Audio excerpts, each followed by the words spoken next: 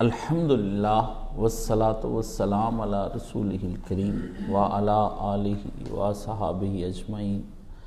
اما بعد فاعوذ باللہ من الشیطان الرجیم، بسم اللہ الرحمن الرحیم۔ اہدنا الصراط المستقیم صراط الذین انعمت علیہم غیر المغضوب علیہم ولا الضالین، آمین۔ عزیزان محترم، قرآن اور امام حسین موضوع چل رہا ہے تو بظاہر دیکھنے میں یہ موضوع آپ کو لگتا ہے کہ بڑا ایک بار بار رپیٹ ہو رہا ہے۔ رپیٹ نہیں ہو رہا، یہ منزلیں طے کر رہا ہے، اور اس موضوع کا کوئی تعلق ایسا نہیں ہے کہ ہم اسے فقط محرم کے ساتھ وابستہ رکھیں۔ یہ موضوع سال بھر کا ہے، صدیوں کا ہے، اور یہ جتنی دیر تک چلتا رہے اتنا ہی اچھا ہے۔ امام حسین وہ صحابی رسول ہیں صلی اللہ علیہ وآلہ وسلم جن کے تذکرے کے اندر ہماری بقا مضمر ہے، اور جب تک ہم فکر حسینی کے ساتھ پوری طرح آشنا ہو کر عمل حسینی میں ڈھل نہیں جاتے، مسلمانوں کی تقدیر بدل نہیں سکتی ہے۔ کوئی صحابی ایسا نہیں ہے کہ جس کے پیچھے پوری طرح اگر آپ چلیں تو آپ کو ان کی طرح کا کوئی اسوہ سامنے آ جائے۔ ہر صحابی کا جو اسوہ ہے وہ تقریباً کفار کے ساتھ لڑنے کا ہے، لیکن امام حسین کا اپنے وقت کے فرعونوں کے خلاف جو ہے وہ کھڑا ہو جانے کا اور قیام کا اسوہ ہمارے سامنے موجود ہے۔ اور اس وقت پوری دنیا کے اوپر فرعونوں کا آدمی کو وہ جرت چاہیے جو جرت امام حسین علیہ السلام نے دکھائی ہے۔ ان فرعونوں کو ان کا تذکرہ ہضم نہیں ہوتا، اور یہ طرح طرح سے ان کے تذکرے کو دبانے کی کوشش کرتے ہیں، اور اس کے لیے ان فرعونوں نے بہت سارے مولویوں کو ہائر کر لیا ہے۔ انہوں نے داڑیاں رکھ لی ہیں، مدرسے بنا لیے ہیں، اور قرآن و سنت کی من مانی طویلیں کر کے ان فرعونوں کے حق میں آپ لوگوں کو منفی ڈوز دے کے آپ کی غیرت، آپ کی حمیت، آپ کے اندر جوش مارتا ہوا اسلام کا خون اور توحید کے پرچم کو گرانے کی بھرپور کوشش کر رہے ہیں، تاکہ نہ عوام جاگے نہ ہلے، کیونکہ یہ اگر جاگ گئے تو وہ لوگ، یہ بھی ایک طرح کا میڈیا ہے، ایک طرح کا ان کا سیل ہے مولوی، کیونکہ مولوی ان سے گرانٹیں کھاتے ہیں، مزے کرتے ہیں، انجوائے کرتے ہیں، اور بھی بڑے کام کرتے ہیں۔ یہ اپنے مزے سے زندگی گزارے، ان کو کوئی نہیں ہے کہ آپ کسی طرح سے جی رہے ہیں، مر رہے ہیں، آپ کا انصاف کیا ہے کیا نہیں، کیونکہ ان کے تعلقات اتنے، ان کو انصاف بھی مل جاتا ہے، ان کو انصاف بھی مل جاتا ہے، کیونکہ ان کو تو بکرا آنا ہے، اور بکرے نے گھی میں پکنا ہے، اور جو بکرا دے کے جائے گا لازمی وہ گھی بھی دے کے جائے گا۔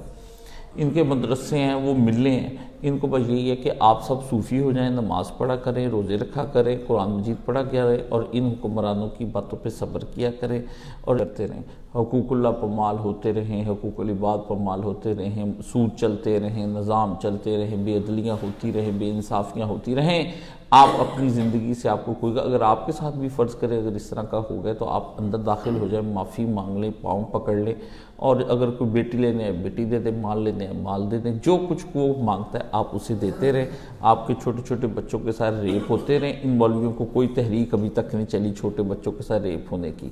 ہاں جی، حسینی یزیدی تحریکیں چلائی ہوئی ہیں، ہاں جی، فلانا عمر صدیق مسلمان نہیں رہا، فلانا نہیں رہا، اس کی لجنا ان لجناؤں نے کیا کیا ہے؟ یہ بے شرموں کی لجنائیں ہیں، ان کو اللہ تعالیٰ بس معاف ہی کر دے۔ قیامت کے دن ساری مخلوق کے الگ الگ جو ہے نا اللہ نے بنائے ہوئے ہونے ہیں، کہ ایک مخلوق جو ہے نا وہ جنوں کی ہے، ایک فرشتوں کی ہے، ایک انسانوں کی، ایک مخلوق مولویوں کے اللہ نے الگ بنانی، یزیدی ناسبی مولویوں کی، یہ بھی خدا کی ایک الگ مخلوق ہے، بے غیرت اور بے حیا اور بے شرم اور بے اہمیت مخلوق ہے۔ اس لیے یہ دن بدن آگے سے آگے بڑھتے چلے جا رہے ہیں۔ اس لیے ان کے قلع کما کرنے کے لیے، حسینی فکر کے لوگ پیدا کرنے کے لیے مجھے یہ امام حسین اور کربلا اور قرآن کا موضوع چھیڑنا پڑا ہے۔ آپ سمجھ آ گئی اب آپ کو ہر دفعہ یہ تمہید میں نے نہیں باندھا کرنی، میں نے آپ کو یہ حوصلہ دینے کے لیے یہ باتیں کرتا رہتا ہوں، تاکہ آپ لوگوں کے اندر بھی کوئی جذبہ جو ہے نا وہ غیرت کا بلند رہے، اور آپ آرام سے چپ کر کے یہاں بیٹھ کر جمعہ سنا کریں۔ اور آپ جمعہ پڑھنے کے لیے آتے ہیں، میں پورا جمعے کا حق ادا کرنے کی کوشش کرتا ہوں، تاکہ مطلب میرے پاس اتنے مزے کے موضوع ہیں، یقین جانیں کہ آپ تصور بھی نہیں کر سکتے۔ آپ کی ان مولویوں کی میرے پاس، یہ مولوی جو ہے نا یہ عربی شربی پڑھ کے قراتیں کروتیں کر کے لمبی داڑھی رکھ کے ذرا مجھ سے آگے ہیں تھوڑے سے، باقی ان کو وہ بات نہیں سنا سکتے جو ہم سنا سکتے۔ ایسی لچھے دار باتیں ہیں میرے پاس، ایسے ایسے موضوعات ہیں، یقین جانے کبھی آپ ناصر مدنی کی طرح کی میں باتیں کروں ہنس کے آپ دورے ہو جائیں، مولانا طارق جمیل کی طرح میں آپ کو رلا کے برا حال آپ کا کر دوں، ڈاکٹر اسرار کی طرح میں ایسے آپ کو بنا دوں کہ آپ 2 منٹ بعد جا کے آپ نے ابھی کشمیر فتح کر کے آ جانا ہے۔ حافظ سعید کو کیا تقریر کرنے آتی ہے، اس کو کیا پتہ تقریر کس کو کہتے ہیں، اس کو سوائے آنکھیں جھپکنے کے اور آتا کیا ہے، ٹھیک ہے۔ تو مجھے یہ سارے کام آتے ہیں، ٹھیک ہے۔ میں جماعت اسلامی کی طرح یہاں سے ایک ریلی نکالوں، آپ سب کو لے جاؤں، احتجاج کراؤں، وہاں میں منور حسن کو تقریر کرنی آتی، وہ بڑی پیچھے ہے، ٹھیک ہے۔ بھٹو کی طرح مار دھاڑ تقریر، یا وزیر اعظم جو تقریر کرتا ہے یہ تو تقریر تھوڑی کرتا ہے، یہ جھوٹ اتنے بولتا ہے کہ اتنا، ایک ہوتا ہے کاذب،